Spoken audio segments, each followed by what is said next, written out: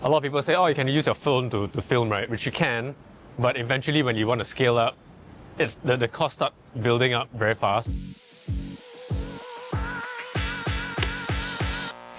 Is this mic on?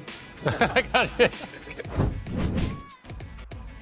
Hi, I'm Jake, and I'm a director and I run my own company called SCAPE. I recently won Best Editing at SYFF 2026, and in 2024 I was in competition at SGIF, and last year as well I was in the SG Panorama section. So I think based on my own background, the kind of topics that I like to do in films are always about people trying to escape their current circumstances or about people that are feeling very trapped. I think a lot of it comes from my own daily life and people around me, and most of the times it's real situations which I just put a weird or absurd supernatural lens to it. I think I've always enjoyed doing filmmaking and video. You know, when I was primary 5, I would use my mom's Sony Ericsson to film myself, act as different characters and different skits, and then I'll just edit it on her phone. So that thing in me was always there. But then when I joined mass comm, we started filming more and more random videos here and there, and people started saying like, whoa Jake, hey, actually your video's not bad, yeah. And then I was like, oh really? Okay, I'll stick to it then. And then we started doing more and more videos and eventually joined more like short film competitions, and then that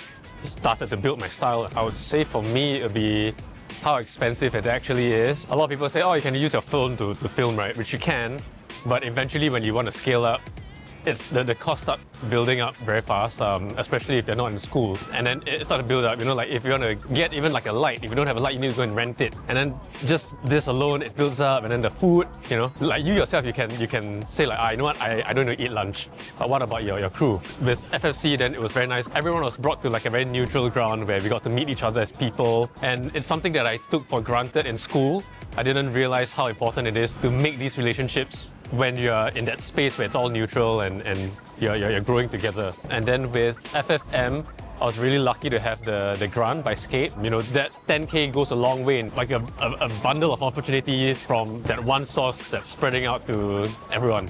So being part of FFM really gave me access to the mentorship program. And then with Ler Jiyuan, he has been really instrumental in developing myself as a filmmaker because his style is very casual, but he doesn't you know, so there's an openness and there's that space to collaborate, and ultimately he leaves the decision up to me, and then I think that is what affects my growth as a filmmaker, to make these decisions and figure it all out on my own. I think the most important thing would be to meet people. It's very hard to collaborate with someone super experienced and then while you're just starting out. So I think the thing would be to meet more people, if not just try to build something that you can call your own and then use that as a way to spark conversations with other filmmakers, and that relationship with other people. That's the key thing I think I would advise people to do.